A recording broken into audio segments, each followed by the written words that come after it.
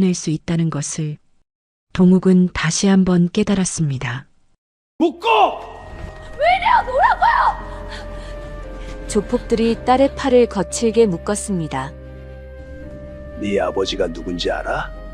딸의 머릿속이 하얘졌습니다. 그 순간 창고 문이 열렸습니다. 아버지가 서 있었어요. 아버지는 낡은 휴대폰을 꺼내 누군가에게 전화를 걸었습니다. 황 사장, 나야. 잠시 후 양복 차림의 남자 수십 명이 들이닥쳤어요. 모두가 아버지에게 고개를 숙였습니다. 무능한 줄만 알았던 아버지가 10년간 숨겨온 정체는 무엇이었을까요? 인생 이야기들. 지금부터 딸이 납치당하자 10년간 숨겨왔던 정체를 드러낸 무능한 아버지에 대한 이야기를 들려드리겠습니다. 새벽 3시 인천 연수구의 낡은 아파트 단지는 깊은 잠에 빠져 있었어요. 가로등 불빛만이 텅 빈 골목을 희미하게 비추고 있었지요. 그 골목을 터벅터벅 걸어오는 한 여자가 있었습니다. 21살 강서연이었어요. 편의점 야간 아르바이트를 마치고 돌아오는 길이었습니다. 서연의 어깨는 축 처져 있었고 발걸음은 무거웠어요. 현관 비밀번호를 누르는 손가락조차 힘이 없었지요. 문을 열자 익숙한 광경이 눈에 들어왔습니다. 거실 TV는 켜진 채 지직거리고 있었고 소파에는 아버지 강태호가 고개를 떨군 채 잠들어 있었어요. 테이블 위에는 빈 맥주캔 서너 개와 다 먹은 라면, 그릇이 널브러져 있었습니다. 서연은 한숨을 삼켰어요. 소리나지 않게 TV를 끄고 테이블 위를 치웠습니다. 아버지에게 이불을 덮어주려다 멈칫했어요. 아버지의 얼굴에는 깊은 주름이 패여 있었고 흰머리가 부쩍 늘어 있었지요. 서연은 그 얼굴을 잠시 내려다보다가 고개를 돌렸습니다. 10살 때 어머니가 돌아가셨어요. 그 후로 10년 서연은 홀로 집안일을 도맡아 왔습니다. 밥을 하고 빨래를 하고 아버지가 어질러 놓은 것들을 치웠지요. 대학 등록금도 생활비도 모두 아르바이트로 충당했어요. 학점 관리와 생계 사이에서 매일 줄다리기를 하는 나날이었습니다. 이번 학기는 특히 힘들었어요. 장학금 심사에서 떨어졌거든요. 성적이 조금 모자랐습니다. 야간 아르바이트를 하면서 공부까지 완벽하게 해내기란 불가능에 가까웠지요. 휴학을 해야 하나 서연은 매일 밤 고민했어요. 며칠 후 저녁 서연은 동네 마트에서 장을 보고 나왔습니다. 비닐봉지를 양손에 들고 아파트 쪽으로 걸어가는데 앞에서 아버지가 걸어오고 있었어요. 서연아, 장 봤구나. 같이 가자. 아버지가 멋쩍게 웃으며 다가왔습니다. 서연은 대답 없이 고개만 끄덕였어요. 둘은 나란히 걸었지요. 어색한 침묵이 흘렀습니다. 그때였어요. 앞에서 오던 젊은 남자의 어깨가 아버지와 부딪혔습니다. 꽤 세게 부딪힌 것 같았어요. 남자가 걸음을 멈추더니 인상을 썼지요. 야, 어디 눈 달린 거야? 남자의 목소리가 날카로웠습니다. 서연은 아버지를 올려다보았어요. 당연히 한마디 할 줄 알았지요. 분명 상대방이 먼저 부딪힌 것이었으니까요. 그런데 아버지는 고개를 숙였습니다. 죄송합니다. 서연의 눈이 커졌어요. 남자는 코웃음을 치며 가버렸습니다. 서연은 한동안 말이 나오지 않았어요. 왜 잘못도 없는데 사과해요? 아버지는 대답하지 않았습니다. 그저 묵묵히 걸을 뿐이었어요. 서연은 아버지의 굽은 등을 보며 입술을 깨물었지요. 집에 돌아와 짐을 풀고 있는데 전화벨이 울렸습니다. 고모 강숙자였어요. 서연아, 오빠 또 술 마시고 있지? 맨날 저러니까 내가 고생이야. 네 엄마도 오빠만 안 만났으면 저렇게 안 됐을 텐데. 서연은 아무 말도 하지 못했어요. 반박할 수가 없었습니다. 고모의 말이 맞는 것 같았으니까요. 다음 날 대학교 캠퍼스에서 절친한 동기 이하늘을 만났습니다. 하늘은 서연의 얼굴을 보더니 걱정스러운 표정을 지었어요. 야, 너 또 밤새웠지? 아, 참. 어제 너네 아빠 공원에서 혼자 앉아 있던데? 우리 아빠는 이번에 부장 승진했거든. 하늘은 잠시 멈췄다가 덧붙였습니다. 아, 미안. 신경 쓰지 마. 아기는 없었어요. 하늘은 원래 생각 없이 말하는 편이었지요. 하지만 그 말들은 비수가 되어 서연의 가슴에 꽂혔습니다. 동네 주민들의 시선도 따가웠어요. 아파트 입구에서 아주머니들이 수군거리는 소리가 들려왔지요. 저 집 아버지 또 하루 종일 놀고 있대. 딸이 불쌍해서 어떡해. 서연은 못 들은 척 빠르게 지나갔습니다. 그런데 이상한 일이 있었어요. 동네 어르신 중 한 분, 박 노인만은 아버지를 볼 때마다 깍듯이 고개를 숙여 인사를 했지요. 서연은 의아했지만 깊이 생각하지 않았습니다. 그날 밤 서연은 어머니의 영정 사진 앞에 섰어요. 사진 속 어머니는 환하게 웃고 있었습니다. 서연은 작은 목소리로 혼잣말을 했지요. 엄마, 나 진짜 지쳐. 왜 아빠는 저래? 길에서 시비 붙어도 굽신거리고 엄마가 살아있었으면. 목이 메어 말을 잇지 못했습니다. 방으로 돌아온 서연은 불을 끄고 침대에 누웠어요. 베개에 얼굴을 묻었습니다. 소리 없이 흐르는 눈물이 베개를 적셨지요. 창밖으로 새벽이 밝아오고 있었습니다. 그녀는 아직 몰랐어요. 곧 자신의 삶을 뒤흔들 폭풍이 다가오고 있다는 것을.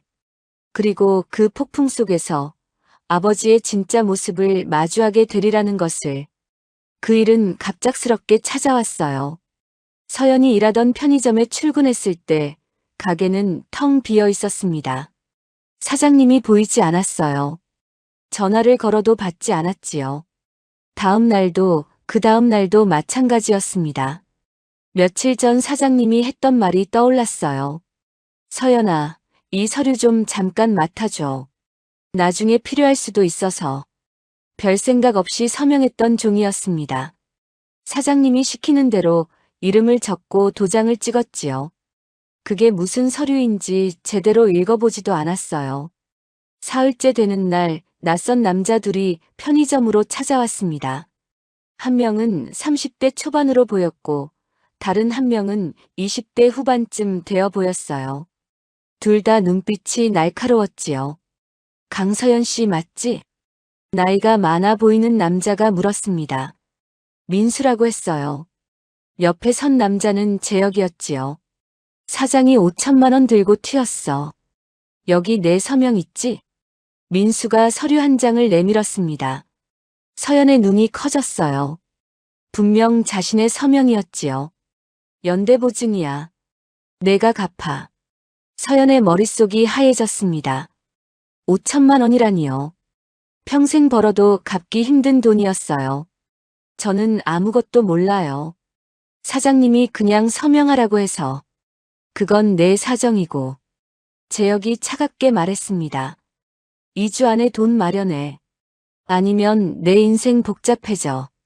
둘은 그 말만 남기고 사라졌어요. 서연은 한참 동안 그 자리에 서 있었습니다. 다리에 힘이 풀려 주저앉고 싶었지요. 다음 날 서연은 경찰서를 찾아갔어요. 사정을 설명하고 도움을 요청했습니다. 하지만 돌아온 대답은 냉담했지요. 민사 문제라 저희가 개입하기 어렵습니다. 변호사 상담을 받아보세요. 변호사요. 상담 비용조차 없는 처지였어요. 서연은 무거운 발걸음으로 경찰서를 나왔습니다. 협박은 계속되었어요. 하루에도 몇 번씩 전화가 왔지요. 문자 메시지도 끊이지 않았습니다. 이자 붙기 전에 연락해. 가족한테 찾아갈까? 서연은 전화벨이 울릴 때마다 심장이 쿵쾅거렸어요. 그러던 어느 날 민수와 재혁이 대학교까지 찾아왔습니다. 강의실 앞 복도에서 서연을 기다리고 있었지요. 야, 강서연.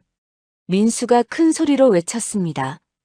복도를 지나던 학생들이 일제히 고개를 돌렸어요. 사장 어딨는지 알지? 얘기 좀 하자. 서연의 얼굴이 새빨갛게 달아올랐습니다. 강의실 문이 열리고 교수님이 나왔어요. 교수님의 눈빛이 차가워졌지요. 주변 학생들이 수군거리기 시작했습니다. 멀리서 하늘이 이쪽을 바라보고 있었어요. 걱정스러운 표정이었지만 다가오지는 않았습니다. 서연은 고개를 숙인 채 빠르게 그 자리를 벗어났어요. 다음 날 하늘이 조심스럽게 물었습니다. 서연아, 너 무슨 일 있어? 서연은 대답하지 못했어요. 하늘의 눈빛에서 한 발짝 물러서는 기색이 느껴졌지요. 친구마저 멀어지는 것 같았습니다. 서연은 아버지에게 이 일을 말하지 않았어요. 말해봤자 무슨 소용이 있겠어요. 길에서 시비가 붙어도 고개를 숙이는 사람이었지요. 돈도 없고 힘도 없고 아는 사람도 없는 아버지. 도움을 요청해봤자 짐만 될 뿐이라고 생각했습니다. 어느 날 밤 고모에게서 전화가 왔어요. 목소리가 많이 취해 있었지요. 서연아, 고모가 들었어. 네가 무슨 사채 문제로 힘들다며. 소문이 돌고 있었습니다. 서연은 아무 말도 하지 못했어요. 그러니까 네 아빠가 문제야.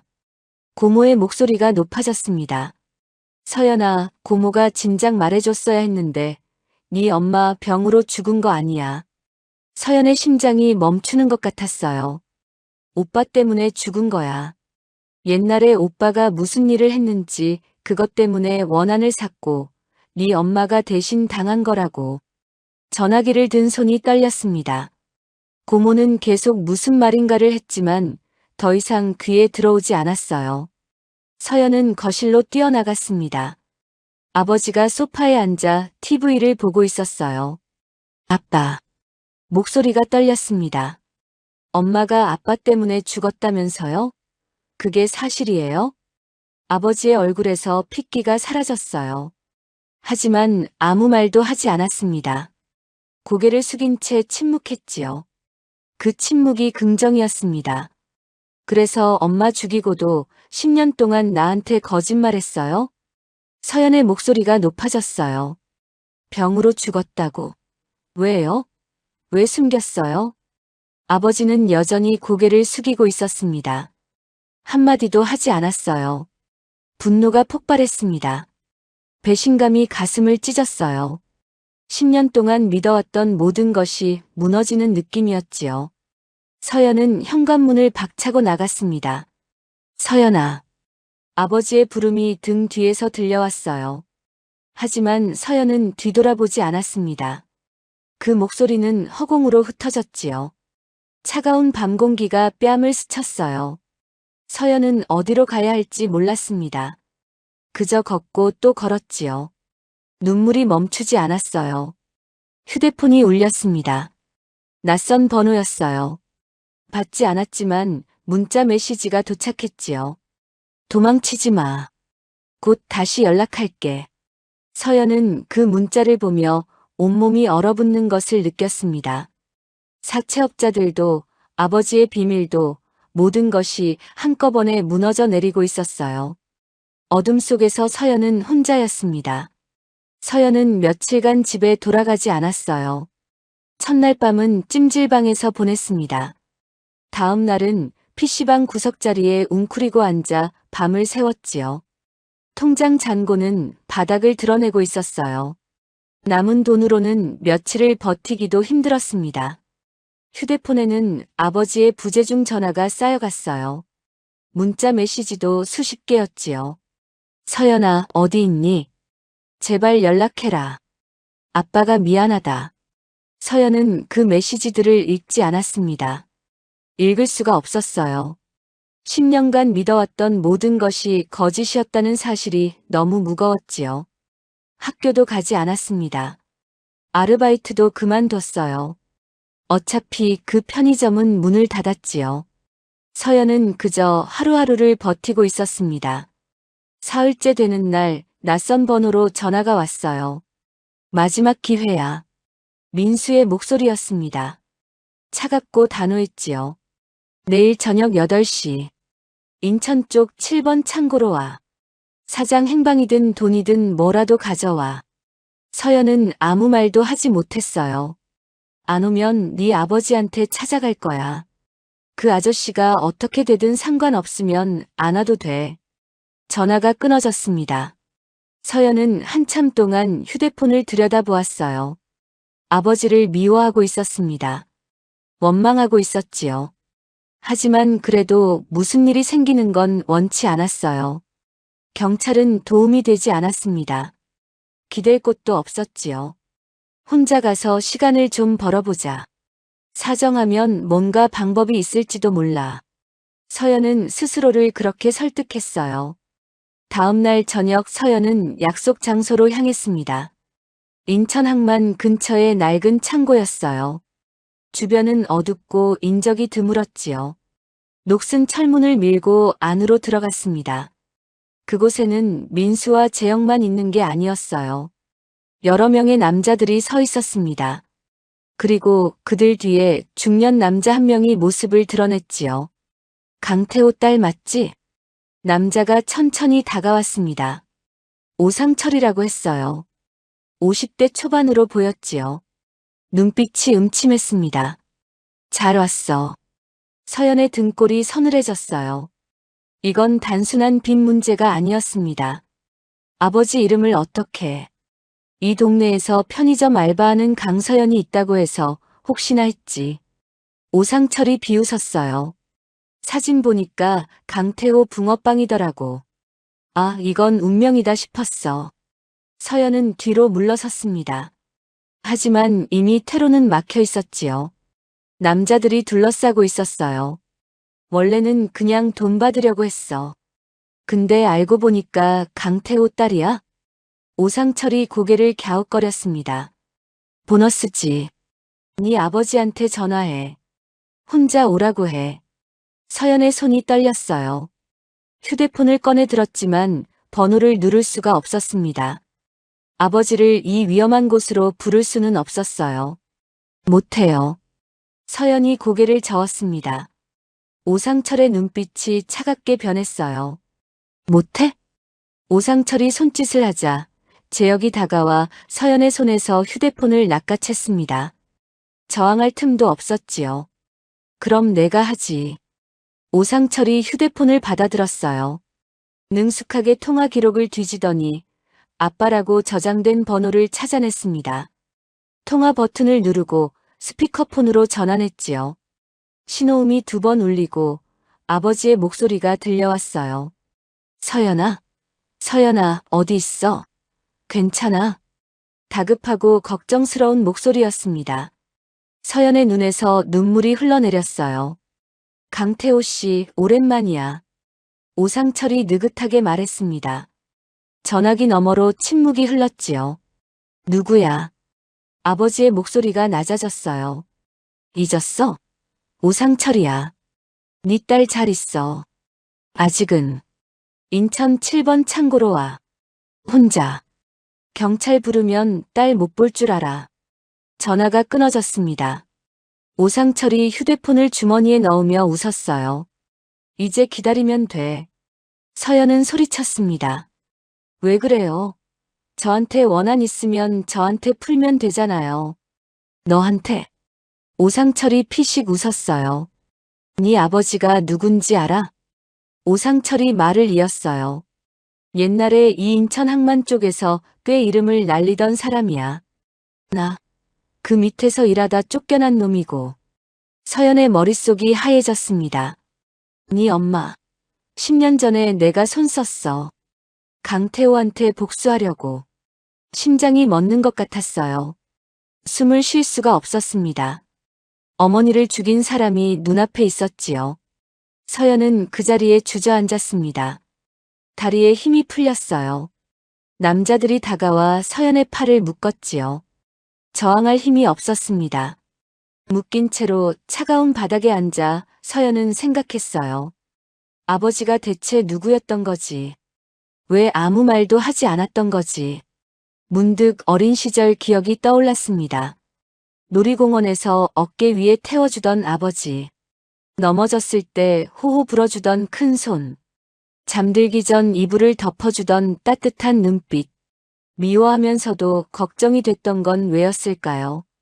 1시간쯤 지났을 때 창고 문이 열렸습니다. 아버지가 들어왔어요. 아빠. 서연이 소리쳤습니다. 왜 왔어요? 위험한데. 전화를 걸지 않았어요. 하지만 아버지는 어떻게든 알아낸 것이었지요. 오상철이 박수를 쳤습니다. 어이, 강태호 씨. 오랜만이네. 부인 일도 모자라서 딸까지 이 꼴로 만들었어. 아버지는 아무 말 없이 서연을 바라보았어요. 그 눈빛에는 미안함과 고통이 가득 담겨 있었습니다. 오상철의 부하들이 아버지를 에워쌌어요. 아버지가 서연 앞을 막아섰지만 숫자가 너무 많았습니다. 밀치고 넘어지고 다시 일어서기를 반복했지요. 결국 아버지는 무릎을 꿇었어요. 서연은 밧줄에 묶인 채 그 모습을 지켜보았습니다. 눈물이 멈추지 않았어요.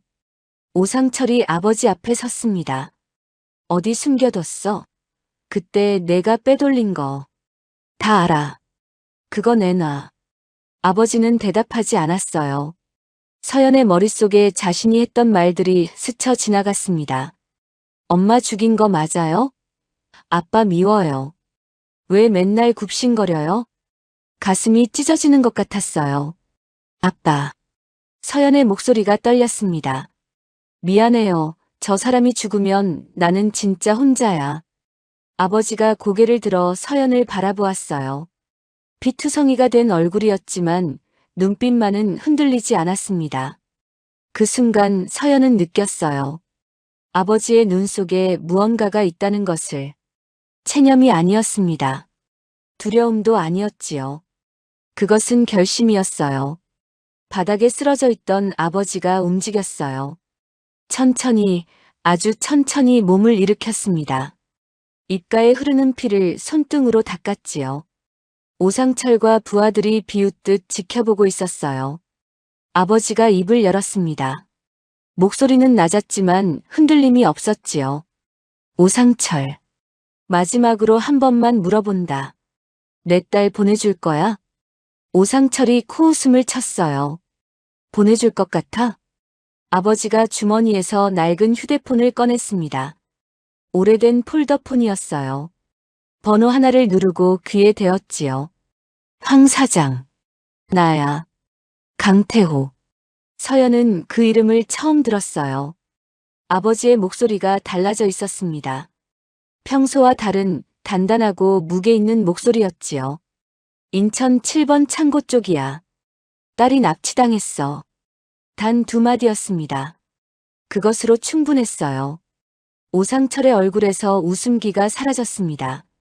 부하들이 서로 얼굴을 쳐다보았지요. 누군가가 중얼거렸어요. 강태호. 그 강태호. 아버지가 오상철을 똑바로 바라보았습니다. 굽혀졌던 등이 펴져 있었어요. 서연이 한 번도 본 적 없는 모습이었지요. 곧 올 거야. 그때까지 기다려. 아니면 지금이라도 딸 풀어주고 가든가. 오상철이 이를 악물었어요. 허세 부리지 마. 내가 뭔데. 20분이 지났습니다. 창고 밖에서 차 소리가 울렸어요. 한 대가 아니었습니다. 여러 대의 차량이 급하게 멈추는 소리가 들렸지요. 철문이 열렸습니다. 양복 차림의 남자들이 들어왔어요. 5명, 10명, 20명. 계속해서 사람들이 밀려들었습니다. 선두에 선 남자가 창고 안을 둘러보았지요. 강 형님. 남자가 아버지에게 다가왔어요. 황 사장이었습니다. 50대 중반쯤 되어 보였지요. 그가 고개를 숙였어요. 연락받고 바로 왔습니다. 뒤이어 다른 남자들도 모습을 드러냈습니다. 인천에서 온 박 사장, 부평에서 온 이 사장. 모두 아버지를 보자마자 허리를 굽혔어요. 형님, 괜찮으십니까? 서연은 믿을 수 없는 광경을 목격하고 있었습니다. 무능하다고 생각했던 아버지에게 수십 명의 남자들이 고개를 숙이고 있었어요. 그들의 눈에는 진심 어린 존경이 담겨 있었지요. 오상철의 얼굴이 하얗게 질렸습니다. 이 사람들이 왜? 황 사장이 오상철을 내려다보았어요. 차가운 눈빛이었습니다. 이 형님이 옛날에 얼마나 많은 사람 도와줬는지 알아? 우리 다 이 형님 덕에 여기까지 온 거야. 박 사장이 말을 이었지요. 10년 동안 조용히 살았는데 내가 건드렸어. 오상철의 부하들이 하나둘 뒷걸음질 쳤습니다. 숫자로도 기세로도 상대가 되지 않았어요. 이 사장이 서연에게 다가왔습니다. 조심스럽게 밧줄을 풀어주었지요. 아버지가 어떤 분인지 알아요? 서연은 대답하지 못했어요. 손목을 문지르며 아버지를 바라보았습니다. 옛날에 항만 쪽에서 일하던 사람들 사이에서 제일 의리 있기로 유명했어요. 어려운 사람 있으면 먼저 손 내밀고 힘든 일 있으면 앞장서서 해결해주고. 이 사장이 쓸쓸하게 웃었어요. 부인 잃고 나서 다 정리했어요. 딸 평범하게 키우려고. 이름도 인맥도 다 버리고 조용히 살았어요. 서연의 눈에서 눈물이 흘러내렸습니다. 아버지가 왜 그렇게 살았는지 이제야 알 것 같았어요. 길에서 시비가 붙어도 고개를 숙였던 이유. 아무 말 없이 참고 견뎠던 이유. 전부 자신 때문이었습니다. 오상철 일당은 순식간에 제압되었어요. 황 사장이 휴대폰을 꺼내 들었습니다. 경찰 부를게요. 이놈 10년 전 일도 있으니까 제대로 수사받아야지. 아버지가 고개를 끄덕였어요. 그래. 법대로 해. 아버지가 서연을 돌아보았습니다. 피투성이가 된 얼굴이었지만 눈빛은 따뜻했어요. 내 딸이 보고 있어. 서연은 아버지에게 달려갔습니다. 말이 나오지 않았어요. 아버지의 손이 서연의 어깨를 잡았습니다. 서로 얼굴만 바라보았지요. 눈빛만으로 충분했어요. 지금은 그것으로 됐습니다. 아버지의 큰 손이 서연의 등을 토닥였습니다. 창고 밖으로 경찰 사이렌 소리가 들려왔습니다. 오상철이 끌려가면서 아버지를 노려보았지만 아버지는 거들떠보지도 않았어요. 오직 서연만 바라보고 있었지요. 이제 집에 가자. 아버지가 서연의 어깨를 감쌌습니다. 아빠가 라면 끓여줄게. 서연은 울면서 웃었어요. 눈물과 웃음이 뒤섞인 얼굴이었지요. 밖으로 나오니 밤하늘에 별이 떠 있었습니다. 서연은 아버지의 옆에 서서 그 별들을 올려다보았어요. 오랜만에 숨을 쉴 수 있는 것 같았지요. 아버지의 손이 서연의 손을 잡았습니다. 크고 거친 손이었지만 그 어느 때보다 따뜻했어요. 경찰이 도착하고 오상철은 10년 전 사건 혐의까지 추가되어 연행되었어요. 민수와 재혁도 함께 끌려갔지요. 창고에는 서연과 아버지만 남았습니다. 집으로 돌아오는 길 서연은 아버지의 옆에 바짝 붙어 걸었어요. 예전 같으면 한 발짝 떨어져 걸었을 거예요. 이제는 달랐습니다. 며칠이 지났어요. 서연은 아버지에게 물었습니다. 아빠 왜 그동안 말 안 했어요? 왜 그냥 무능한 척하고 있었어요? 아버지가 쓸쓸히 웃었어요. 내가 평범하게 살길 바랐어. 아빠 때문에 엄마 잃었으니까 최소한 너는 이런 거 모르고 살았으면 했어. 서연의 눈시울이 붉어졌습니다. 길에서 시비 붙어도 그냥 참고 아빠가 싸우는 모습 보여주고 싶지 않았어요? 아버지가 고개를 끄덕였어요. 그래. 내 앞에서만큼은 그냥 평범한 아빠이고 싶었어. 서연은 아버지의 품에 안겼습니다. 참았던 말들이 쏟아져 나왔지요. 미안해요. 아빠 미워한다고 했어요. 창피하다고 했어요. 나 때문에 아빠가 이렇게. 아버지가 서연의 등을 토닥였어요. 아빠가 미안하지. 진작 말했어야 했는데. 일주일 후 고모 강숙자가 집을 찾아왔습니다. 며칠간 연락을 피하다가 용기를 내서 온 것이었어요. 현관에 들어서자마자 고개를 숙였지요. 미안하다 서연아. 고모가 잘못했어. 고모의 눈이 붉었습니다. 오빠 흉만 보고 오빠가 얼마나 힘들었는지 몰랐어. 아버지가 고모를 일으켰어요. 됐어 숙자야. 다 지난 일이야. 고모가 아버지를 바라보았습니다. 오랜만에 남매가 마주 보았지요. 말없이 서로를 안았어요. 며칠 뒤 하늘에게서 연락이 왔습니다. 어색한 목소리였어요. 서연아, 우리 만날 수 있어? 학교 앞 카페에서 만났지요. 하늘이 자리에 앉자마자 눈을 붉혔어요. 서연아, 나 진짜 미안해. 내가 그동안 무슨 말을 했는지 생각 없이 상처 줬어. 서연이 하늘의 손을 잡았습니다. 괜찮아. 나도 몰랐던 걸. 하늘의 눈에서 눈물이 떨어졌어요. 서연이 웃으며 말했지요. 우리 다시 시작하자. 동네 분위기도 달라졌습니다. 여러 대의 차가 아파트 단지 앞에 줄지어 섰던 그날, 많은 사람들이 목격했거든요. 저 집 아버지가 대체 누구래? 더 이상 아무도 아버지를 함부로 말하지 않았어요. 박 노인이 아버지를 볼 때마다 깍듯이 인사하던 이유도 이제는 알 것 같았지요. 어느 저녁 서연은 어머니의 영정 사진 앞에 섰습니다. 향을 피우고 두 손을 모았지요. 엄마 아빠가 그동안 얼마나 힘들었는지 이제 알 것 같아요. 서연의 목소리가 떨렸어요. 엄마가 왜 아빠 좋아했는지도 미안해요. 아빠 미워했어서. 사진 속 어머니는 여전히 환하게 웃고 있었습니다. 마치 괜찮다고, 이제 알았으니 됐다고 말하는 것 같았어요. 거실에서 아버지의 목소리가 들려왔습니다. 서연아, 밥 먹자. 아빠가 라면 끓였어. 서연은 눈물을 닦고 거실로 나갔어요. 여전히 라면이었고, 여전히 거실은 약간 어질러져 있었습니다. 하지만 서연은 웃으며 달려갔지요. 아빠, 나 계란도 넣어줘. 알았어. 앉아있어. 아버지가 냄비를 들고 부엌으로 갔습니다. 서연은 식탁에 앉아 그 뒷모습을 바라보았어요.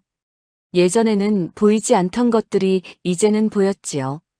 굽은 어깨에 담긴 무게, 느린 걸음에 숨겨진 세월. 창밖으로 인천의 저녁 노을이 물들고 있었습니다. 주황빛이 거실 안으로 스며들었어요.